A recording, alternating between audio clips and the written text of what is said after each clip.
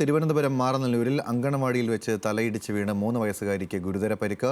രതീഷ് സിന്ധു ദമ്പതികളുടെ 3 വയസ്സുള്ള മകൾ വൈഗയ്ക്കാണ് തലയ്ക്കും സ്പൈനൽ കോഡിനും ക്ഷതമേറ്റത്. SAT ആശുപത്രിയിൽ ചികിത്സയിലാണ് കുട്ടിയുള്ളത്. കുട്ടി വീണ വിവരം അങ്കണവാടി ജീവനക്കാർ മറച്ചുവെച്ചതായി രക്ഷിതാക്കളും ആരോപിച്ചിട്ടുണ്ട്. സംഭവത്തിൽ ബാലാവകാശ കമ്മീഷൻ സ്വമേധയാ കേസെടുത്തു. കഴിഞ്ഞ വ്യാഴാഴ്ചയായിരുന്നു സംഭവം. തിരുവനന്തപുരം മാറാനല്ലൂർ പഞ്ചായത്തിലെ ഓഫീസ് വാർഡിൽ പ്രവർത്തിക്കുന്ന അങ്കണവാടിയിൽ വെച്ചാണ് 3 വയസ്സുകാരി വൈഗ തലയിടിച്ചു വീണത്. എന്നാൽ കുട്ടി വീണ കാര്യം തങ്ങളെ അറിയിച്ചില്ലെന്നാണ് രക്ഷിതാക്കൾ പറയുന്നത്. വൈകിട്ട് വീട്ടിലെത്തി ഭക്ഷണം കൊടുക്കുന്നതിനിടയിൽ കുട്ടി തുടർച്ചയായി ഛർദ്ദിച്ചു. തുടർന്ന് അങ്കണവാടിയിൽ അന്വേഷിച്ചപ്പോഴാണ് വീണ കാര്യം അറിഞ്ഞതെന്ന് കുട്ടിയുടെ അച്ഛൻ രതീഷ് പറയുന്നു. ടീച്ചറിനും ആയിക്കെല്ലാം ടാറ്റയൊക്കെ കൊടുത്താണ് കുഞ്ഞുങ്ങളെ വന്നത്. വന്ന് വീട്ടിലിരുന്ന് നമ്മൾ ഫുഡ് കൊടുത്ത് 2 പ്രാവശ്യം ഒന്ന് വാങ്ങിച്ച് കഴിച്ച് ഉടനെ വൊമിറ്റ് ചെയ്തു. ടീച്ചറിനെ വിളിച്ച്, വൈഫാണ് ടീച്ചറിനെ വിളിച്ച് അത് കസേര ഒന്ന് മറിഞ്ഞ് വീഴുന്ന് പറയാൻ മറന്നുപോയി.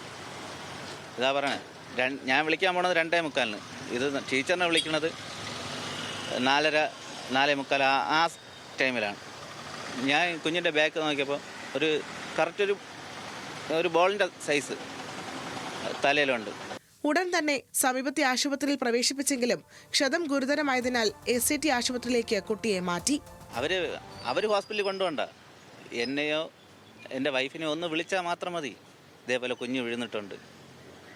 അത് ആ ഒരു വിളി മാത്രം മതിയായിരുന്നു എങ്കിൽ എൻ്റെ കുഞ്ഞ് ഇപ്പോൾ ഈ അവസ്ഥയിൽ കിടക്കില്ലായിരുന്നു. ഇപ്പം സ്പൈനൽ കോഡിന് പ്രശ്നമുണ്ട്, ബാക്കിൽ ഇഞ്ചുറി ഉണ്ട്, ബ്രെയിനിൽ ബ്ലഡ് ക്ലോട്ടായിട്ടുണ്ട്, ഇപ്പം കഴുത്തിന് എല്ലിന് പൊട്ടലുണ്ട്.